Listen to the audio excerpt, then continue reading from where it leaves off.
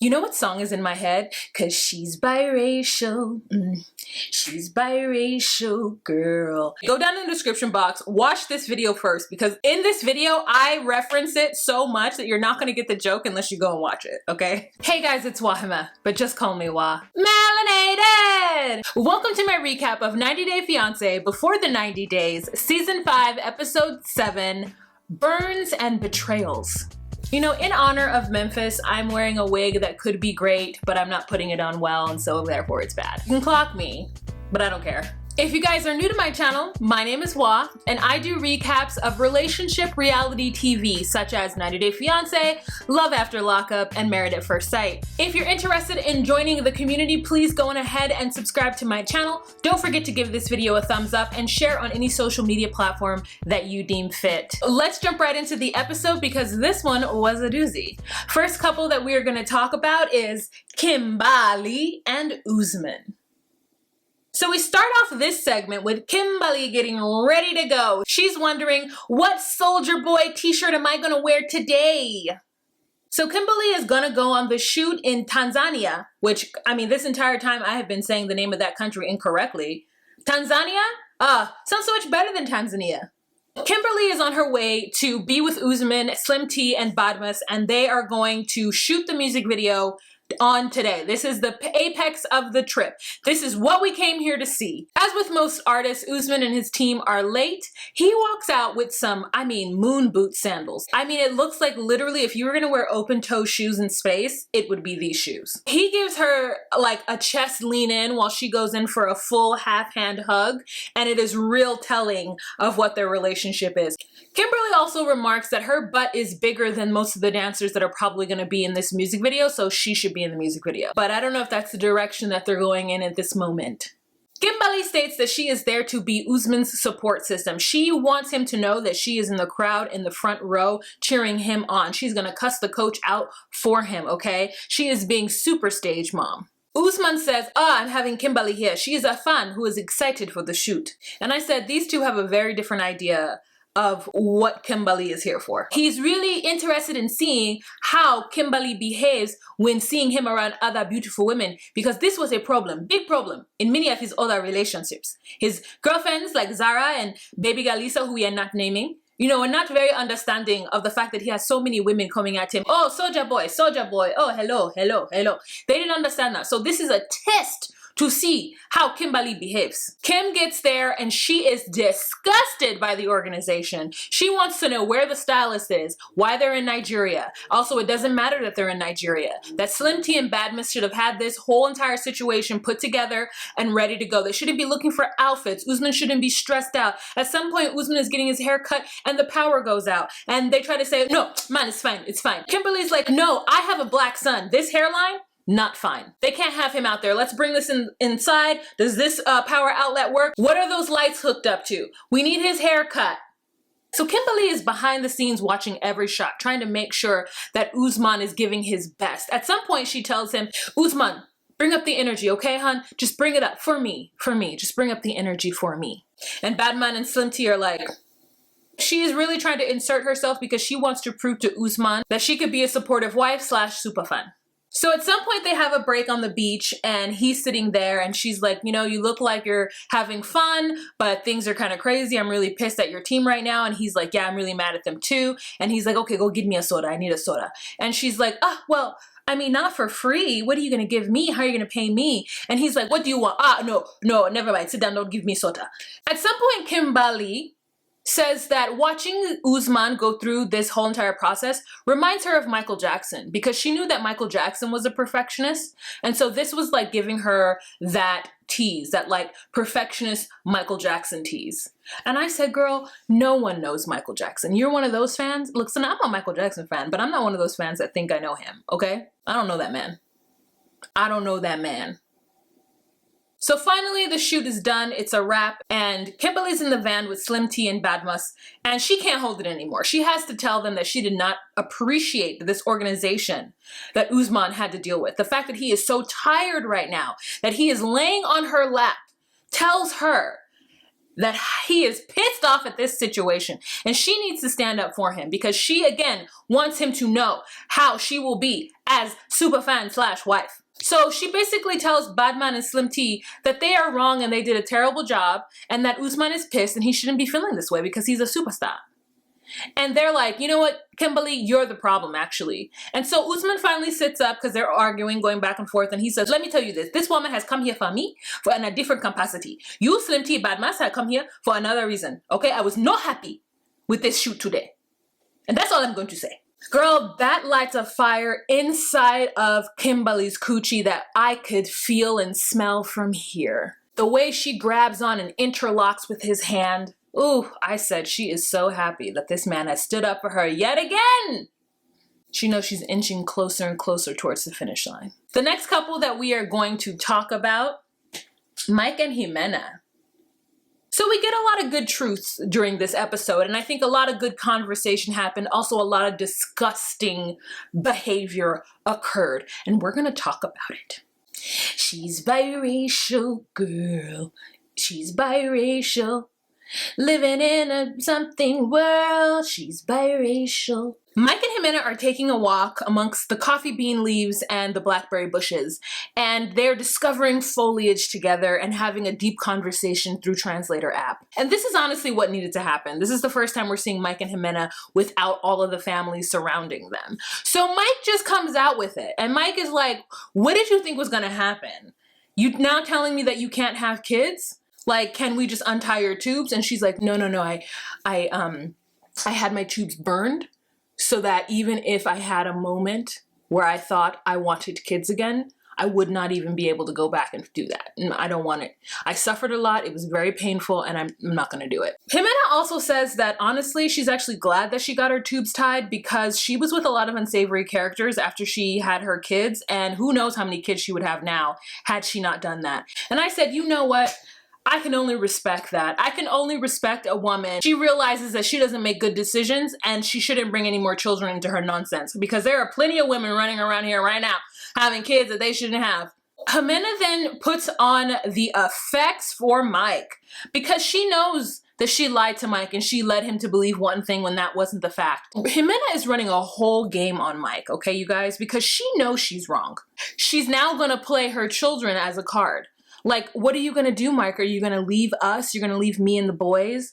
They really think of you as a father. So, I mean, I know I lied and I said that I couldn't have kids and that's really what you want in this life, but think of Juan and Harold. So Mike is like, okay, well, my gut is telling me that Ximena is my soulmate and she's the one. So if it's not really meant for me to have kids, then I guess I'll just love Harold and Juan to the ends of time and that should be enough. But no more secrets and no more lies. And she's like, no more secrets. And I said, this girl knows that she doesn't want Mike, but what she doesn't want is for the money to stop unless she's ready for the money to stop. So she's going to play on his heartstrings, make him feel like he is somehow in these kids' lives enough to where he can't walk away now. All because she told an itty bitty lie. So Mike books them a weekend getaway so that they can truly be away from all of her family. And they go to this wonderful spot, you guys. It is so beautiful. She is so impressed. So is Mike. And he is ready to get down to business with her because he said it's been really hard because Harold is always like coming and climbing in the bed. So they get into the room and they're starting to make out. And he farts. And y'all, I don't even say the word fart, okay? I say tooted or pooted. Most likely pooted, and that's how much it upset me. He just like lets it go while he's on top of her making out. That is unacceptable. Unacceptable at this stage in their relationship. Nobody wants to smell, no, absolutely not. And he starts to giggle and all he can say is, te amo. And she's like, te amo, no, te amo, pero no. And I'm just like, is this how it's always been? He has a flatulency problem. He must. There is no way that he could think that that is okay in any universe. I mean, he must have been farting on the plane. He must be farting at work. He must be farting at all times. This is why it hasn't worked out. Because only a woman who is in a desperate, dire situation like Ximena would actually accept a situation like that. That turned me all the way off. Like, I had to stop. I had to pause it because I was like, no. No. You hear me? No, I don't care what anyone says, no. You're gonna fart while we're making out? No, absolutely not. No, not doing it. They have a scene where they're in the hot tub and God, I'm still thinking about that disgusting ass fart. They have a scene where they're in the hot tub and he wants to know everything about Ximena, no secrets. And so she ends up telling him that at some point she lived with a hitman. And after about a week, she realized that he wasn't just a tattoo artist, but he ordered people's deaths and also did them. She took her sons into that situation because even Juan said that Mike is the nicest boyfriend that she's ever had. So like she's made some bad choices. And then Mike is going to say, I don't know what led her to make those kind of choices in her life, you know, but hopefully that's behind her. And I say, you don't, what? I'm sorry, you can't tell that Ximena is like, I'm sorry, you can't tell that Ximena is, no? Oh, it's because you don't know that she is still in love with somebody who's in prison and she purposely went to prison and put her legs up in order to get pregnant. Okay, I see what's happening. You're not understanding who she is. She's told us more about herself than she's told you. And so for you, you're just like, oh, you're just a quiet little village girl. She's like, no, I never lived with any of my baby daddies. Nope, never lived with any of them. It was just sex. And I'm like, that's a lie, because we all know you love Harold's dad. This is how I know she's running a whole scam and a whole game. She's doing what she has to do to get the money right now until something happens, girl. And so Mike is like worried that this sicario is going to come back and get them and try to kill her because he did threaten to kill her when she broke up with him. And she's like, no, it's been 2 years. It should be fine. And Mike is like, I'm not built for this. You see this? You see me? I'm not built for this. So I need to know that we're going to be safe. Next couple that we are going to talk about, Caleb and Elena. Let's have some fun. This beat is sick. I want to take a ride on your disco stick. Give me that Lady Gaga reference. Let's play a love game, if you want love or you want fame, are you in the game? Elena and Caleb wake up the next day after having sex and they have a really honest conversation about some of the barriers that they had to face with having sex with each other for the first time. He was being really honest that like he was worried that he didn't want to demean her by doing certain things just simply because he's so much taller than her and it would make her feel belittled in some kind of way, which I thought was really sweet. Because most guys don't think about that. They just are in their own fantasy. Elena was saying that it wasn't exactly what she wanted, but what do you expect for the first time having sex with somebody? And I'm pretty sure that they weren't as communicative about what was good and what wasn't good as far as like prior to having sex. Like it might have needed a little conversation prior to about like what positions work and what don't. Okay, so they get ready to go to a very famous bazaar and they're taking along Elijah. So Elijah and Elena have a moment to themselves where she tells Elijah that she had sex with Caleb and that it was good. And Elijah wants her to come clean with Caleb about her recent past. That way she can clearly ask him about what their future is going to be when she's open and honest with what has happened in her life. I don't think that what her situation is, her secret, is that big of a deal. So I don't understand why they're trying to trump up drama with that.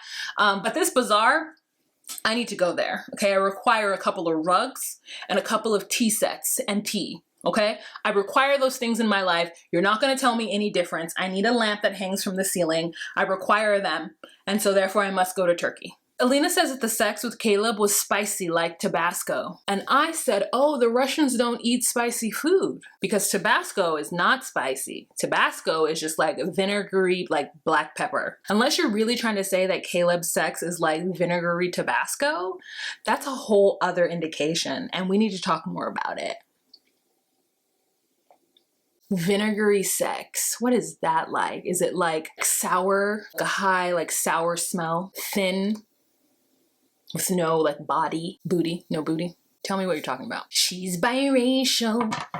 She's biracial, girl. Song is in my head. So Elena says that now that they're closer, that she really does want to understand where their relationship is going. Now, this is where I'm like, oh, this is such a weird girl move. If you weren't prepared to have sex with somebody without then asking what the next steps were, then you should have just found out what the next steps were first. Don't give yourself up to somebody and then be mad when they don't want to like run to the altar with you. If you know that you want more out of a relationship and that you having sex with that person is gonna make you want that even more, then do not have sex with them. And if you know you're one of those people, then you should stop trying to have casual sex.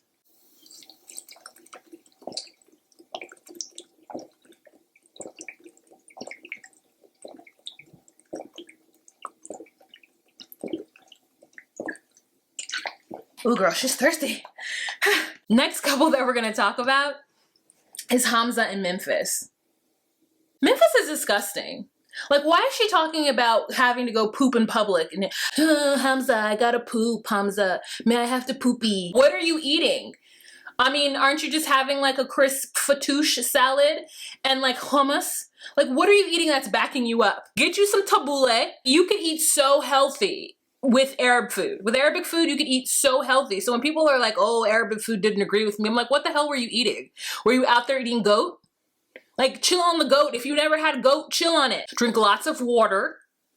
Talking about I have to poop. And then in public, ew, disgusting. I don't care. Hamza's like sitting next to her, listening to her poop, and we all have to hear it too because the cameras won't take off the freaking mics. Ugh. He gives her some orange juice, and apparently it's not good or it's not fresh. Maybe it's tang, and she's like, don't like this orange juice. And I feel you, girl. When you drink orange juice, when I drink orange juice, I expect it to taste a certain way, and if it doesn't taste that way, then I can't drink it, which is why I don't drink orange juice, because sometimes it don't taste the way I think it should taste. He wants to know more about her past, so she tries to explain about her father and her mother being on drugs and how her father's in prison. And I'm just like, ooh, that's a hard conversation to have with somebody who lives in a conservative country, because they may not understand how very easily and common it is in the US for situations for Black folks to arise in this manner. She says she didn't share this with him because she wanted to say it to him face to face in broken English. And I said, okay, if that's what you want, girl, that's what you want. But what really happened in this episode is that Hamza lied about his age. When they first met, he was 25 years old, and he says that he lied because he wanted to make himself seem more mature. But in fact, the telling of the lie was him being immature. So there's really nothing that you could do about that. Memphis gets so upset that she goes into the room and cries. Hamza's mother doesn't understand why that's such a big deal. And I'm like, because she already feels bad that she's swooping in and taking somebody's 28-year-old son when she's a grown-ass 34, but not to find out that he's actually only 26. Like, I would feel absolutely betrayed by that. It's already hard to date younger. I mean, it happens to me all the time because these young boys just be coming after me, you guys. No, I can't have this conversation with your mother who's not that much older than me. Like, if your mother's only 12 years older than me and then I have to explain to her that I'm having sex with your son, like, that's a hard conversation to have. She's biracial. Memphis is in the room crying. She calls in Hamza because the producers make her. And she's like, what else are you lying about? Did you get your heating and cooling and energy degree? And he's like, yes. And she's like, let me see the diploma. And I'm like, girl, you're not going to be able to read the diploma. What do you need to see it for? You're not going to be able to read it. Americans are so crazy. Did you think the diploma was written in English?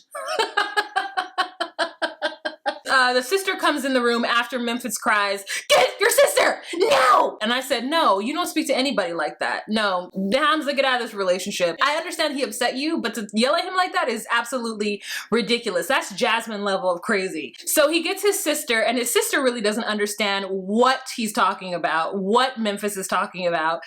But Memphis gets out of her that yes, he did go to college, and yes, it was for 2 years, but it still doesn't explain what it was for. And also, do they use the same cooling and heating stuff in the US? Like, maybe they do in France. I feel like Tunisia and France have a relationship.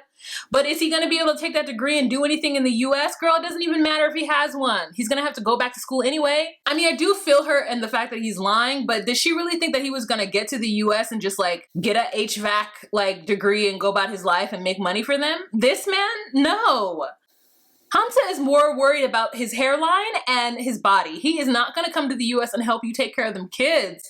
This is crazy. And you know what else is crazy? Our next couple. Ben and Mahogany. Girl, I don't even want to talk about I just want to more so talk about the Christian fundamentalist cult group that he was in. That has really messed Ben up, y'all. Okay, Ben is messed up, and his ex-wife, the fact that she's showing her face, I'm really happy about that, but mama, she is pissed at him. She's like, look, I went through the same thing you did, and now you're having this second wind and you're just running off and doing whatever while I'm stuck here looking like a cat lady having to take care of these 4 kids. I feel bad for Ben and his loveless marriage, but I also feel bad for the woman because women are constantly told that they need to give up what they want in order to be some kind of, you know, Sarah from the Bible, Ruth, you know what I'm saying? In order to prove their worthiness. And if she was raised in that like fundamentalist group, then Girl, this is like literally the Duggars and the Rodriguezes, and I don't know if you guys follow Fundy Fridays here on YouTube, I'll link it down below, but like there is an entire community of Christian fundamentalists in the US that doesn't end or begin with the Duggars, but that's one place to start. Another place to start is the Plaths. Okay, if you watch them too. Like, just basically TLC loves to talk about Christian fundamentalism. Like, they love to have shows about them, and there's always some like nonsense a brewing in those families. Girl, the quiver be full. Okay, and they still be having kids. This man has had so much damage to him that he can't even tell that he is 100% fully being catfished. He's talking about 24-year-old being so mature. No 24-year-old is that mature. Regardless of the circumstances that I've put before them, maturity comes with age, period, point blank. Age and life experience, but age and life experience in tandem, okay? Not just life experience. You're not talking to this person. This woman has catfished you. And then she sends a video, and the video doesn't even say, "Hi, Ben, my name is Mahogany." It just say, "Hello, Mahogany." I'm like, the girl you're talking to, if it even is a woman, is not the person that you're seeing in this video. I mean, his friend Christine or Chrissy or Christy, she breaks open his entire argument in like 5 minutes by asking all the pertinent questions. And it is just like, listen, I want to be mad at Ben, but because I understand like what trauma he went throughout his entire life, I absolutely see this person doing this. He's now at 52, a fitness model. And I'm sure his ex-wife is like, "Oh, okay, you get to be a fitness model. Great. I just look like..." This woman looks like she could easily own like a Wiccan bookstore and has a very lovely lady partner, okay? Like, she's in a lesbian relationship. We don't call it a lesbian relationship. We just say that's her friend. Her friend's name is Jane, and they own a bookstore where they hold books of the occult. But apparently she is still a devout Christian.